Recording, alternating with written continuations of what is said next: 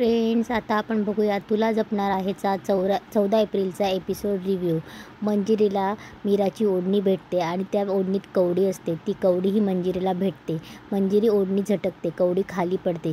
इकडे शिवनाथ ती कवडी मिळवू नये म्हणून, मंजिरीला भेटू नये म्हणून मंत्र बोलत असतो आणि मंजिरीला खूप आनंद होत असतो की ती कवडी तिच्या हाताला लागणार असते. शिवनाथ बोलत असतो की हे काय होते, माझी शक्ती ही क्षीण का होते. मंजिरी कवडी उचलण्याचा प्रयत्न करणार तेवढ्यात मीरा आवाज देते, बाईसाहेब. तेव्हा मंजिरी पाठीमागे बघते आणि तिला बोलते, हां ओढणी. मंजिरीचं लक्ष सतत कवडीकडे असतं. तेव्हा मंजिरी बोलते, मीरा जाण्याआधी माझं एक काम करशील, वेदाला भरवशील का? नाही, मगाशी मायेने तिला ज्यूस दिलं होतं, पण आजारी असली ना तर खायला कटकट करते. तुझ्याबरोबर कशी रुळली ती, तुझं ऐकेल. तेव्हा मीरा बोलते, हो उपाशी पोटी अशक्तपणा पण येईल, मी खाऊ घालते तिला. तेव्हा मीरा आले म्हणून त्या खोलीतून निघून जाते. इकडे शिवनाथ कवडी न मिळावे म्हणून मंत्र जपतच असतो. इकडे मंजिरी कवडी उचलायला जाते. तेव्हा मार्जरी बोलत असते की मंजिरी घाबरू नको, कवडी उचल.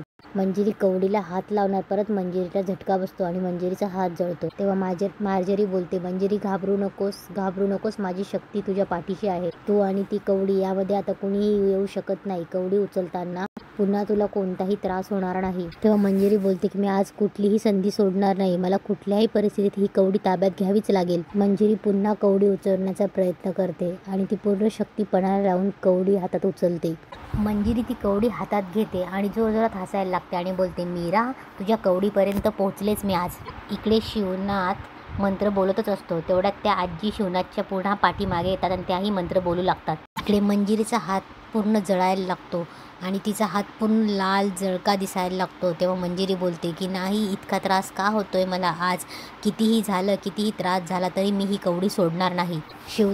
शिवनाथच्या पाठीमागे उभे राहून त्या आजी म्हणजे साक्षात देवी आई हे मंत्र बोलतच असते.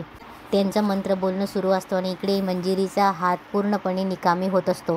तेव्हा अचानक मंजिरीच्या हातातनं ती कवडी लांब जाते. इकडे मीरा कवडी शोधत येत असते आणि बोलते, कवडी कुठे गेली माझी. तेव्हा ती मंजिरीला हात धरून उभी असलेली बघते आणि बोलते, बाईसाहेब. तेव्हा मीरा बोलते की बाईसाहेब तुम्ही अजून इथे आहेत. तेवढ्यात ती कवडी तिला दिसते आणि कवडी उचलून ती पुन्हा ओढणीला बांधते आणि बोलते, इथे आहे का माझी कवडी, मी मगासपासून शोधत होती. तेव्हा मीरा बोलते, सतत कुठे ना कुठेतरी पडत असते. बाईसाहेब मायाताईंनी वेदाला जेवण दिलंय हं. तेव्हा मंजिरी मीराला बोलते, मीरा माझ्यासाठी एक काम करशील, ऑफिसला चाललीस तर अथर्वसाठी डबा घेऊन जा. नाराज असला ना तर खाण्यापिण्याकडे लक्ष देत नाही तू, वेदाहूनही लहान असल्यासारखं वागतो. तू जरा लक्ष ठेव, डबा संपेपर्यंत तिथेच थांबतो. तेवढ्यात दादासाहेब आणि मीरा ऑफिसला जायला निघतात. तेवढ्यात नर्मदा बोलते, अरे दादा कुठे बाहेर निघालास का? तेव्हा दादासाहेब बोलतात की नर्मदा तुला किती वेळा सांगितले असे कुठे बाहेर जाताना विचारायचं नाही. नर्मदा बोलते, ही कुठं चालली? तेव्हा दादासाहेब बोलतात, मीरा माझ्यासोबत ऑफिसला येते.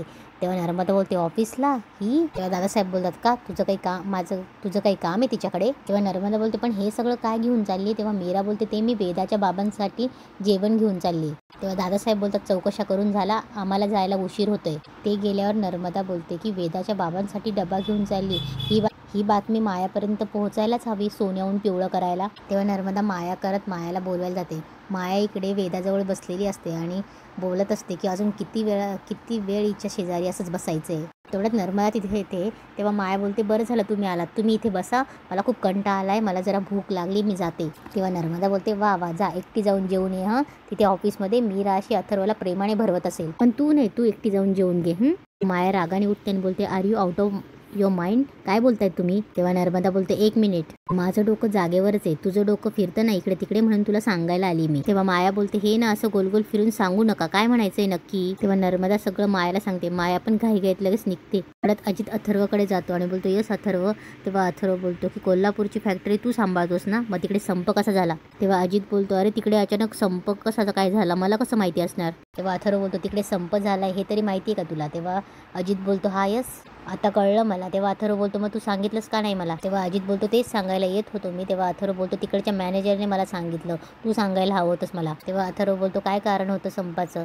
तेव्हा अजित बोलतो, कमॉन अथर्व, मला फक्त 10 दिवस झाले चार्ज घेऊन आणि गेल्या 10 दिवसात असं काहीच घडलं नाही की तिथले वर्कर संपावर जातील. हां, आता 10 दिवसांआधी काही घडलं असेल तर हाऊ वुड आय नो? ते आधी चार्ज तुझ्याकडे होता ना, तुला माहिती असेल. इकडे दादासाहेब मीराला ऑफिसमध्ये घेऊन येतात. तेवढ्या तिथे अंबिकाही येते. तेव्हा अंबिका बोलते की मीरा आज ऑफिसमध्ये कशी? तेव्हा अंबिका बोलते बोलते तिने जर अथर्वच्या केबिनमध्ये माझा फोटो पाहिला तर. तेव्हा अंबिका बोलते मीरा अथर्वसाठी टिफिन घेऊन आली, म्हणजे ही अथर्वच्या केबिनमध्ये नक्कीच जाणार. इकडे अथर्व अजितला बोलत असतो की इतकी वर्ष झाले मी फॅक्टरीकडे लक्ष देतोय, पण आज कसं अचानक झालं. तेव्हा अजित बोलतो की असतील ना काही इंटरनल प्रॉब्लेम्स, नाही लक्षात आली असेल आपल्या. तेव्हा अथर्व बोलतो तुला असं म्हणायचं की माझं दुर्लक्ष झालंय. तेव्हा अजित बोलतो लक्ष असतं तर कळली असती प्रॉब्लेम्स. तेव्हा केशव काका बोलतात तुम्ही दोघं जरा शांत होतात का बघू.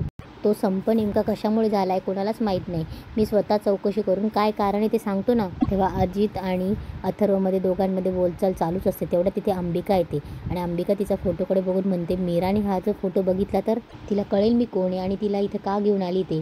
तिला एकदा का माझं सत्य कळलं तर ती इथे थांबणार नाही, निघून जाईल इथून. मग मी माझ्या वेदाला कसं वाचवू. तेव्हा अंबिका बोलते देवी आई तूच या पेचातून मला बाहेर काढ. तेव्हा अंबिका डोळे मिटून देवी आईची प्रार्थना करते आणि देवी आई तिला आशीर्वादही देते आणि अचानक अंबिकाचा असलेला फोटो खाली पडतो. तेवढ्यात केशव काका आणि अथर्व पटकन फोटोकडे जातात. केशव काका बोलतात अरे रे फ्रेमची काच फुटली. अंबिकाला थोडं स्माईल पण येते. तेवढ्यात केशव काका एका वर्करला फ्रेम घेऊन जाऊन दुरुस्त करून आणायला सांगतात. तेवढ्यात तो वर्कर फोटो घेऊन जात असतो. तेवढ्यात दादासाहेब बोलतात काय रे अंबिकाचा फोटो आहे ना, बाहेर का घेऊन चाललायस तो. तेव्हा तो बोलतो की काच फुटली फोटोची. तेवढ्यात मीरा बोलते दादासाहेब अंबिकाताईंचा फोटो आहे, मला त्यांना बघायचं होतं. तेव्हा मीरा बघते तर त्या फोटोच्या चेहऱ्यावरच काच फुटलेली असते आणि तिला बिलकुलही चेहरा दिसत नाही. दादासाहेब पण बोलतात अरे बापरे चेहरा पण दिसत नाहीये, चांगली नवीन काच बसून घ्या. तेव्हा दादासाहेब अथर्वच्या ऑफिसमध्ये जातात. तेव्हा अथर्व बोलतो की बाबा तुम्ही इथे. तेव्हा दादासाहेब बोलतात की कोल्हापूरच्या संपाबद्दल बोलायचं होतं अथर्व. तेव्हा दादासाहेब बोलतात मीरा बस. तेव्हा अथर्व बोलतो बाबा ही कशाला मीटिंगमध्ये. तेव्हा अथर्व बोलतो हिला काय कळणार आहे. तेव्हा मीरा बोलते मला काहीच कळणार नाही दादासाहेब, मला घरी खूप कामं आहेत, मी फक्त तुम्हाला डबा द्यायला आले होते. तेव्हा अथर्व बोलतो मला भूक नाही, डबा परत घेऊन जा. तेव्हा मीरा बोलते असं कसं परत जाऊ, बाईसाहेबांनी स्वतः डबा पाठवलाय आणि तुम्ही खाल्ल्याशिवाय मी इथून जाऊ शकत नाही. तेव्हा अथर्व बोलतो आईशी मी बोलतो तू जा. तेव्हा मीरा बोलते त्यांनी इतक्या प्रेमाने पाठवलाय तर खाऊन घ्या ना, त्यांना चांगलं वाटेल. तेव्हा अथर्व बोलतो मी नंतर खाईन, आमची एक मीटिंग आहे. तेव्हा मीरा बोलते माझ्यासमोरच खायला सांगितलंय बाईसाहेबांनी. तेव्हा अथर्व बोलतो की आमची एक मीटिंग आहे. तेव्हा दादासाहेब बोलतात दादासाहेब बोलतात जेवून घे आम्ही बसतो. तेव्हा दादासाहेब बोलतात मीरा वाढ त्याला. अथर्व प्लेटमध्ये राईस घेत असतो. तेव्हा मीरा बोलते अहो थांबा, असं कोणी वाढतं का, थांब द्या मी वाढते. तेव्हा मीरा बोलते वाढायची ना पण एक पद्धत असते, रिकाम्या ताटात डाव्या बाजूला असा लिंबू आणि मग मीठ, म्हणजे कसं आपल्याला हवं तसं चवीनुसार घेता येतं. त्यानंतर कोशिंबीर वाढायची, नंतर लोणचं आणि मग आपली चटणी. जास्त खाल्लं तर याने पित्त होतं त्यामुळे डाव्या बाजूला. मग येते उजव्या बाजूला आपली भाजी, खालच्या बाजूला गरमागरम पोळी आणि हो त्यानंतर मध्यभागी पहिल्या वाफेतला भात, मग आमटी आणि पूर्ण ताट वाढून झाल्यानंतर गोडाचा पदार्थ शिरा. तेवढ्यात इकडे माया पिन तन करत ऑफिसमध्ये आलेली असते.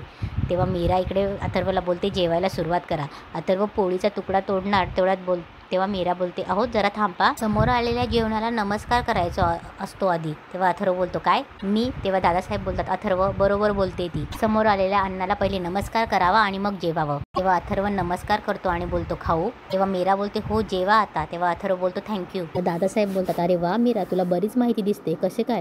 तेव्हा मीरा बोलते हो दादासाहेब काकांनीच मला बऱ्याच गोष्टी शिकवल्या आणि देवीच्या नैवेद्य पण मीच काढायचे ना, त्यामुळे मला येतं सगळं हे. अथर्व जेवत असतो. माया पटकन तिथे एंट्री करते आणि माया बघून शॉक होते. तेव्हा माया अथर्वचं जेवणाचं ताट बघून तिथे शॉक उभी असते.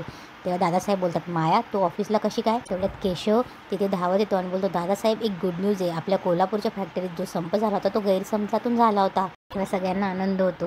तेव्हा केशव काका बोलत असतात की सगळाच गैरसमज आता दूर झाला आहे. अहो कामगारांनी संप आता मागे घेतला आहे, आता कुठलीही काळजी करायचं आता कारण नाही. तेवढ्यात दादासाहेब बोलतात क्या बात आहे, पाहिलंच अथर्व मीराचा पायगुण किती चांगला आहे. ती ऑफिसला आली आणि कोल्हापूरचा संप सुद्धा मिटला. आता यापुढे मीराच तुझ्यासाठी रोज जेवण घेऊन येईल. तेव्हा अथर्व मीराकडे बघतो. इकडे मायाला खूप राग येत असतो. माया मीराकडे रागाने बघत असते आणि तिथेच आजचा एपिसोड संपतो.